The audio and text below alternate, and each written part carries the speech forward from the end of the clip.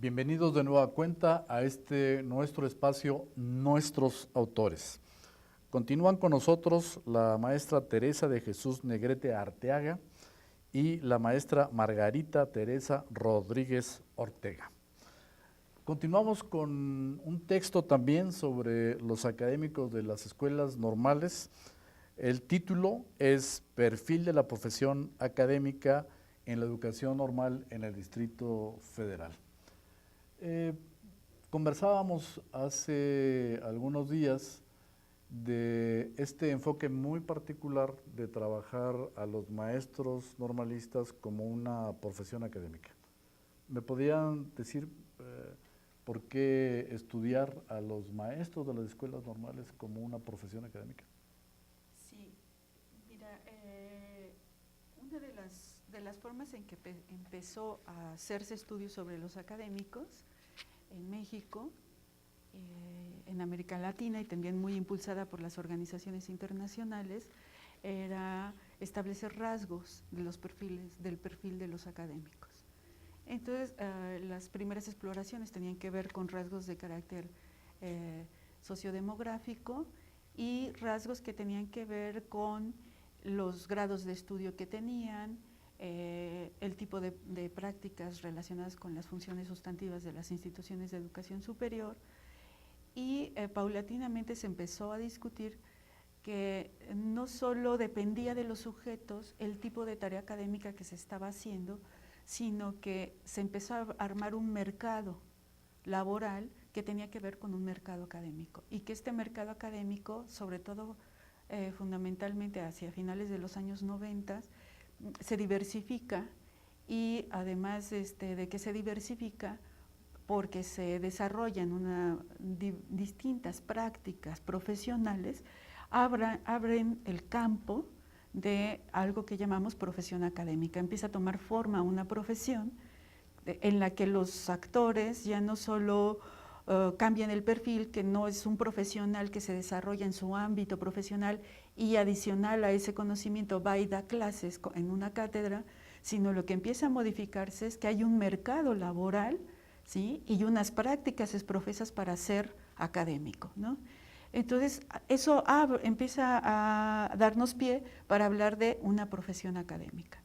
Entonces, este estudio que hicimos sobre los académicos de las normales es tomar la voz de los académicos y reconocer quiénes son y qué es lo que hacen para mostrar de qué manera va tomando forma una profesión académica en las escuelas normales, asumiendo que desde el 84 ellas por ley se instalan en una condición de instituciones de educación superior. Entonces, la intención de este estudio es ir viendo del 84 al 2007, ¿no? De qué manera va tomando forma esta profesión en las escuelas normales. Y también sobre este punto, digamos, hay una serie de antecedentes, Margarita, ¿no? Que tienen que ver con otros estudios también de académicos en instituciones de educación superior. Yo te preguntaría por estos otros estudios y en particular qué ha pasado, por ejemplo, en los estudios de académicos, por ejemplo, de la Pedagógica Nacional. Bueno, es cierto que hay antecedentes de estudios de la profesión académica y de académicos en otras instituciones de educación superior. Lo curioso es que aquí, en la Universidad Pedagógica, se desarrolló muy poco. Realmente hay un trabajo pionero en donde participó Tere, justamente, y que se da cuenta de algunos datos de quiénes son los académicos de la Universidad Pedagógica, que es un artículo, que los resultados se publicaron en un artículo en un texto de la pedagógica que se llamó Relatos de Emergencia, y que conjuntó las ponencias que se presentaron en uno de los comíes. Pero después de ello, nada, el trabajo de Tere siguió por otras vertientes también sobre académicos, pero no exactamente perfilando cuáles eran los rasgos de la población total de académicos, ¿no? Entonces, realmente en la pedagógica no tenemos esto. Es curioso, ¿no? Aquí no lo tenemos y este trabajo sí nos permite dar cuenta de los rasgos de la población académica, de las normales, nuevamente públicas y privadas en el Distrito Federal, con un carácter nuevamente censal. Acá encuestamos a más del 80% de los académicos de las dos escuelas, públicas y privadas. ¿no? Entonces, es otra vez una radiografía, es un primer acercamiento, es también un estudio exploratorio sobre quiénes son las prácticas de los académicos de las normales. Y de las dificultades, Tere, por ejemplo, hablábamos de las pocas dificultades, por ejemplo, para la encuesta con los estudiantes. ¿Qué pasa con los académicos de las normales? Para poder aplicar la encuesta sí tuvimos como un poco de reticencia por los académicos porque están habituados a ser evaluados, ¿no? Entonces el fantasma de la evaluación aparecía constantemente porque ellos pensaban que esta encuesta era una encuesta para evaluar cómo hacen el trabajo, que era una encuesta que podía ser utilizada con fines de valoración laboral, ¿no? Y pues eso llevó un poco para que no hicieran una encuesta tan precisa y que los datos no tuviéramos que trabajar con ellos porque había datos que tenían que mostraban contradicciones, etcétera, y hubo datos que no procesamos por el modo en que ellos respondieron. Pero hay otros que este texto lo muestra, a esos datos sí nos pudieron dar ciertas coordenadas, porque justo como el ángulo nuestro no era caracterizar al académico en lo particular, sino mostrar las prácticas que se instalan como práctica profesional, eso es lo que nos permite dar, con esa información nos da cuenta de estas prácticas, ¿no? Bien. Y aquí, digamos, hay un asunto también de carácter metodológico. Ya plantearon que era un estudio exploratorio, ¿no? Que se aborda de un enfoque de la profesión, que es un estudio censal, pero la pregunta es cómo trabajar los datos, porque los dos textos, tanto el de estudiantes como el de académico, está lleno de datos y más datos.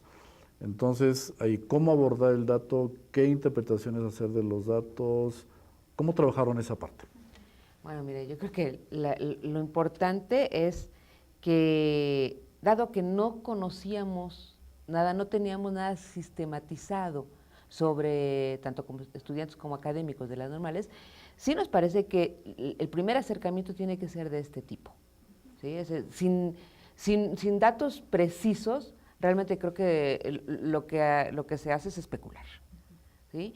En este momento nosotros decíamos, lo importante es tener la mayor información sobre estudiantes, sobre académicos, y mostrar quiénes son sin sacar conclusiones a partir de ese dato. Vamos, yo digo que no puedes decir lo que el dato no te da, ¿sí? Entonces es manejar los datos sin exageraciones, sin tratar de que nos digan lo que no nos dicen. Lo que sí es cierto es que a partir de cómo vamos trabajando la información, hacemos cruces, ¿no? en los datos para que nos digan algo más, cómo se relaciona una variable con otra, cómo se relaciona un rasgo con el otro. A veces relacionamos más de uno de estos para poder mostrar algo más que el simple… Digamos, pero para nuestro dato. público, ¿podríamos poner algún ejemplo de los datos que están planteados en el texto de académicos? Si me das oportunidad, ahorita Sí. lo buscamos. Sí, yo creo que algo que es importante es, para cada intención de investigación uno tiene distintos recursos. En el caso del trabajo que hemos hecho Margarita y yo de investigación conjunta, siempre hemos acotado según el recorte de exploración que queremos hacer y el orden de observación que queremos hacer de la población a la que estamos revisando o el fenómeno que estamos revisando, utilizamos distintos recursos. De ahí que para nosotras la diferenciación entre cuantitativo y cualitativo no opera, ¿no? Porque en el caso nuestro ambos son cualidades que nosotros y que sirven de base para la interpretación. Entonces, en este caso, por la naturaleza de la población y por la oportunidad que se nos brindó de poder hacer una exploración en un mismo momento para toda la población, era necesario un instrumento de esta naturaleza, que fuera una encuesta, pero que además tuvo una característica importante. Esta encuesta, en particular la de académicos, íbamos armando cada pregunta de tal manera que el profesor tuviera una diversidad de actividades que se desarrollan en educación superior, acotadas expresamente para la formación de docentes, ¿no? Por el trabajo que también nosotros previamente ya hemos hecho sobre análisis de la práctica docente y sobre formación docente, en donde él podía tener una valoración amplia sobre qué tipo de práctica él reconocía que hacía, ¿no? Entonces le damos un menú de posibilidades de elección que no son las encuestas clásicas de sí, no y por qué, o de discriminación de uno o dos rasgos de las cosas, sino que había una diversidad de rasgos y eso nos permitió poder valorar el gradiente en términos de dónde se adscribía el sujeto en relación a lo que practica. Ese yo creo que es una de las aportaciones importantes de esta encuesta, a diferencia de otras encuestas que se han hecho sobre académicos, ¿no? Porque pusimos el énfasis en las prácticas de la profesión, ¿no?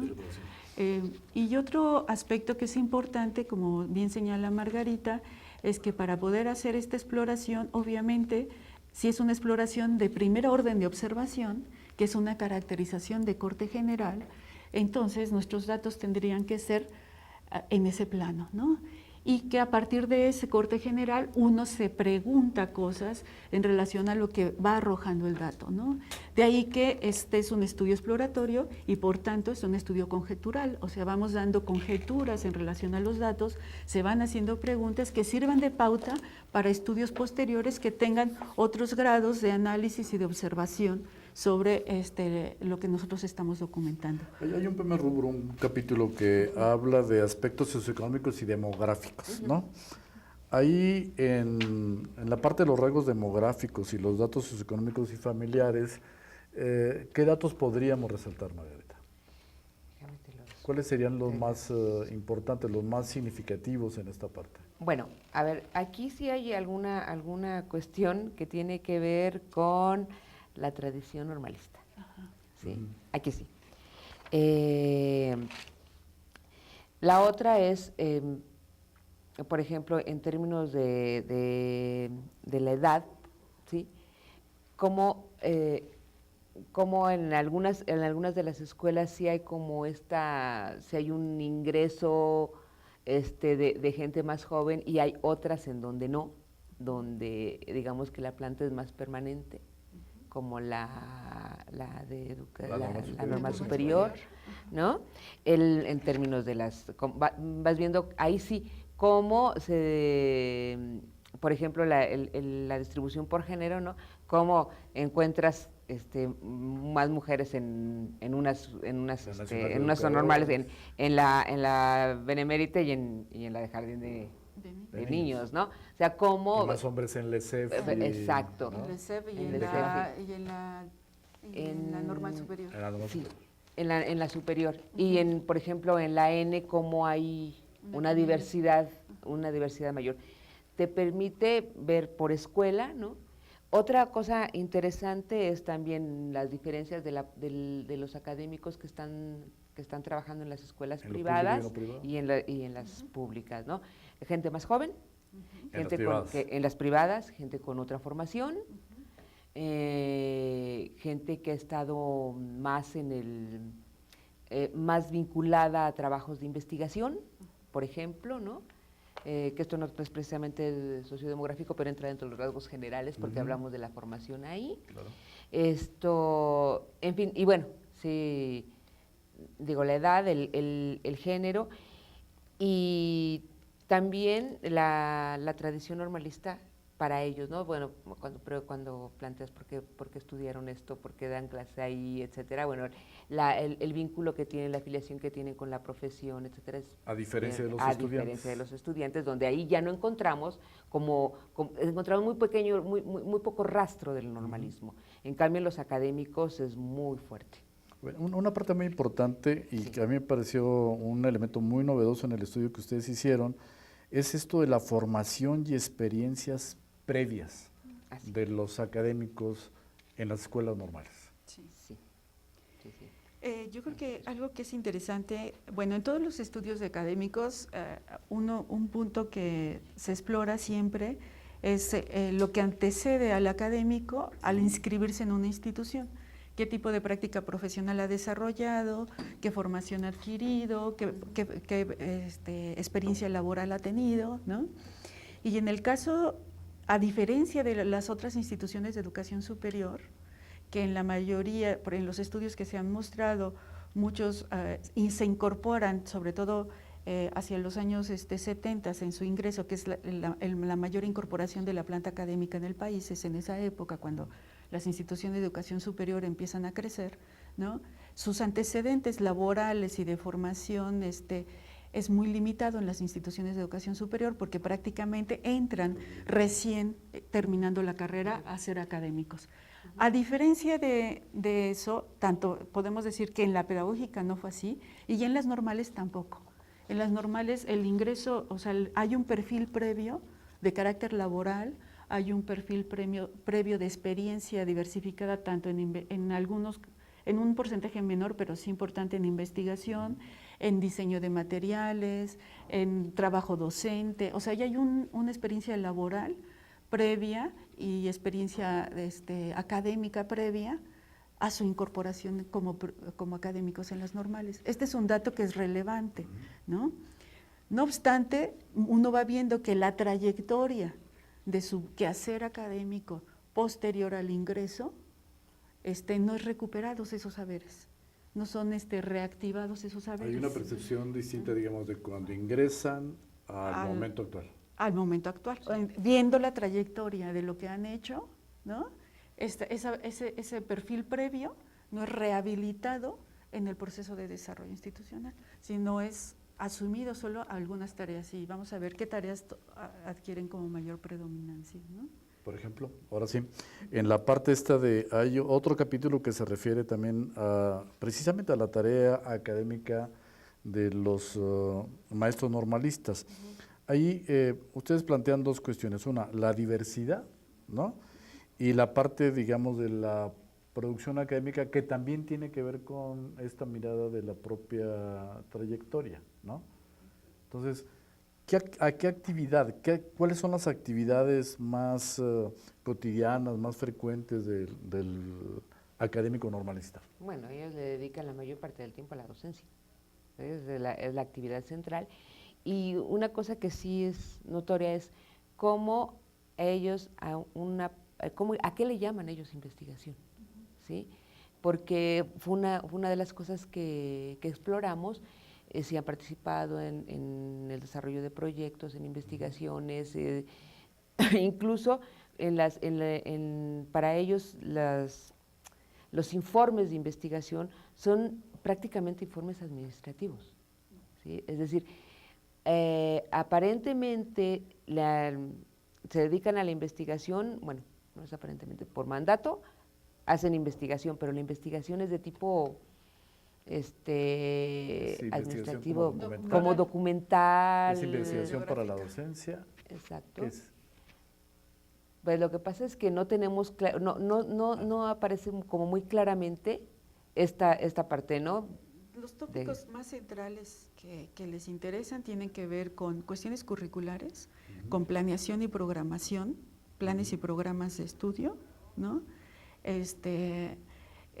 Y es muy reiterativo, entonces está como muy arraigado, el ejercicio de la docencia solo como impartir clases, ¿no? Y está muy arraigado temas que tienen que ver con planes y programas, como el diseño de planes y programas, cuestiones didácticas, ¿no? Entonces, sigue prevaleciendo como una mirada de la pedagogía más convencional, del ejercicio de la docencia, ¿no? De la enseñanza, más asociado a la enseñanza, y no aparecen temas que podrían ser relevantes. Por ejemplo, estos temas que nosotros estamos revisando son temas que podrían ser temas de investigación de los académicos, claro, de las escuelas normales. De hecho, uno de los puntos que revisamos, abrimos las temáticas sobre cuestiones que tenían que ver de debate sobre las condiciones contemporáneas de la educación, abrimos como opciones que tenían que ver sobre la inclusión de las nuevas tecnologías en la educación, abrimos temas que tenían que ver con gestión y son temas que aparecen con poco interés, ¿no? Y los que aparecen con mayor interés tienen que ver con estos asociados con la didáctica, con el currículum, con los planes y programas, como esta lógica todavía muy fuerte de carácter, digamos, estructural o del propio sistema, de la mirada oficial de la formación, ¿no? ¿Eso usted, digamos, siendo delimitado por la propia profesión? Sí, porque vamos a ir viendo en esto que nos decías de la diversidad, qué es lo que va pasando, que hay poco arraigo de ejercer una práctica investigativa que te lleve a problematizar distintas temáticas que no tengan que ver directamente solo con el ejercicio de la enseñanza. También vamos viendo que hay prácticas de arraigo donde valoran más para ellos el adquirir un puesto que el poder, publicar un artículo, ¿no? Porque esas son de las preguntas para usted, ¿qué es más importante? ¿Qué tiene mayor valor social en la profesión académica, en la escuela? Y entonces ellos dicen, pues tener un puesto. ¿O que le da más prestigio? Que le da más prestigio tener un puesto que publicar algo, ¿no? Hemos visto que lo que sí se va abriendo y que tiene que ver, yo creo, con la influencia de las reformas que se han hecho en la educación normal, es que sí se están diversificando ya los roles, porque hay quienes no solo ya trabajan frente a grupo, o sea, las horas frente a grupo, que es lo dominante, sino ya hay una marca de apertura para ejercer roles como la tutoría, como la asesoría, o esto que decíamos, el acompañamiento a los estudiantes hacia las prácticas pedagógicas, sí. Pero pero parecería que todo gira alrededor también de la docencia, ¿no? Todo está girado alrededor de la docencia. Sí, alrededor de la docencia, la parte de la gestión, ¿no? Sí. El acompañamiento, sí. Y en menor grado, digamos, la investigación y la difusión, que son los rasgos que nos plantea, por ejemplo, discursos como el PROMEP, ¿no? Claro. Y docencia entendida como horas frente a grupo, ¿no? Porque actualmente la docencia universitaria se concibe con una diversidad de roles de los docentes, ¿no? Por eso esto que decimos como profesión académica, la docencia no tiene que ver solamente con la enseñanza, ¿no? Frente a grupo como cátedra, sino que tiene que ver con una diversidad de roles que tenemos que ejercer como académicos, asociados con el ejercicio del trabajo sobre el acompañamiento a los alumnos para los aprendizajes que tienen que desarrollar como profesionales, pero también para usar múltiples herramientas en el uso de la información y en la producción del conocimiento, ¿no? Hay otro capítulo que se refiere a las expectativas de los académicos, ¿no? Ahí, bueno, hay algunos aspectos muy importantes, pero hay uno que me interesa destacar, que es aquel que tiene que ver con la propia formación de los académicos. Ahí, ¿cómo lo viven? ¿Qué fue lo que indagaron ustedes en relación básicamente a ese tema? O sea, ¿cómo actualizan ellos y cómo asumen la mejora del trabajo académico? Bueno, una parte tiene que ver con lo que acaba de señalar Tere, en el sentido de que de cómo se plantean ellos la actualización, en qué temas, cómo seguir avanzando, y la verdad es que encontramos que son los mismos temas, los temas de siempre, etcétera, pero por otra parte señalan, ¿no?, que no hay una diversidad de oferta. Entonces esto tiene que ver más con esta cuestión que señalaba también antes Tere de la gestión institucional, ¿no? Por una parte, lo que les interesa son los mismos temas, pero por otra parte, dicen, no hay una oferta diversificada por parte de la institución. No hay algo distinto en que formarse, ¿no? ¿Dentro de la institución y fuera de la institución, o nada más se refieren a la parte interna? Es que nuevamente ven mucho la parte interna, no están planteándose como mucho hacia afuera, ¿no?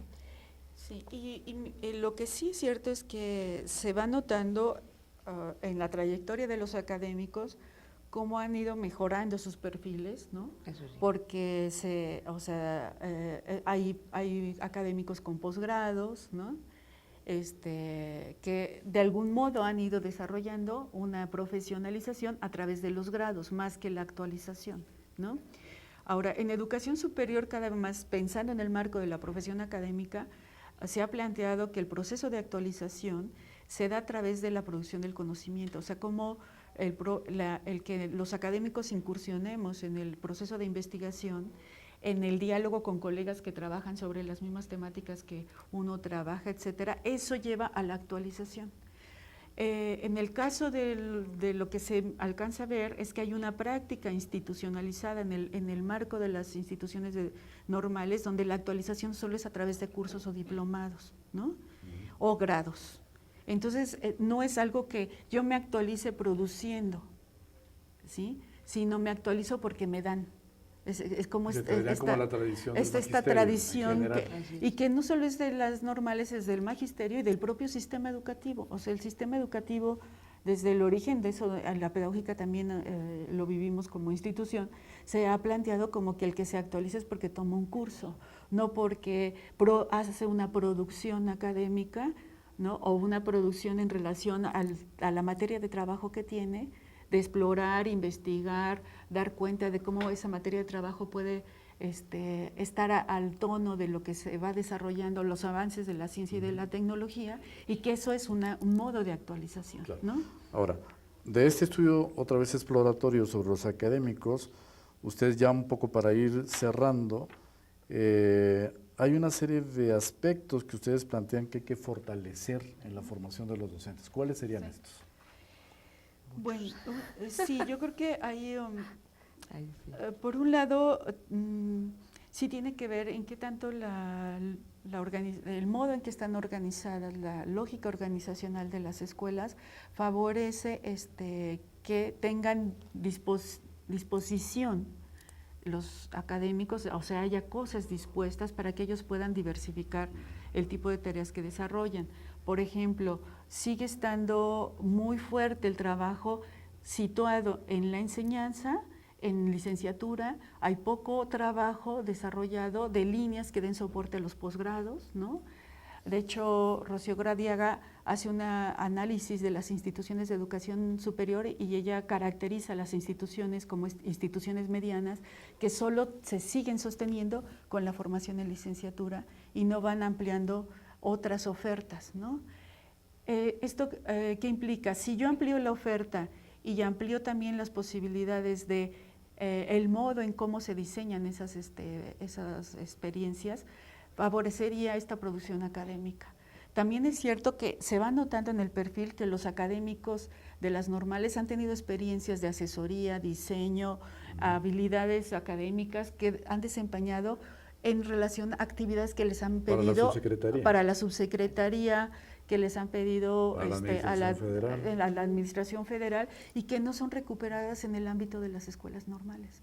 Entonces hay una serie de saberes que ellos tienen que tampoco son rehabilitados, reutilizados o resignificados en el marco de las prácticas que las propias escuelas impulsan, ¿no? Otra parte que yo creo que es importante enfatizar es cómo se reconocen o se le da valor social a otro tipo de prácticas. Por ejemplo, la práctica de investigación en el clima institucional de las normales es ambiguo, porque de repente se les pide que deben de hacer investigación, pero al mismo tiempo se les prohíbe que la hagan, porque no se les permiten horas dedicadas a eso, porque no se les dan permisos para ir a los congresos, tienen que hacer unas gestiones enormes para poder asistir a los congresos, ¿no? No se ve como algo que es propio del quehacer, sino es como una cuestión que es ajena a, ¿no? Entonces, al propio trabajo académico. Al propio trabajo académico. Bien. Sí. Pues desafortunadamente se nos ha terminado el tiempo y pues yo quisiera agradecerles a Margarita y a Tere estos dos espacios que nos han brindado para abordar y conversar con nuestro público sobre dos temas fundamentales. Uno que tiene que ver sobre estudiantes en las escuelas normales y Instituto Federal, públicas y privadas, igual la parte de académicos. Yo espero tener algún siguiente programa para abordar otras temáticas similares a las que hoy nos han presentado. Muchísimas gracias. Y muchas gracias a todos ustedes por seguirnos en esta conversación, en esta nuestra serie, Nuestros Autores de la Universidad Pedagógica.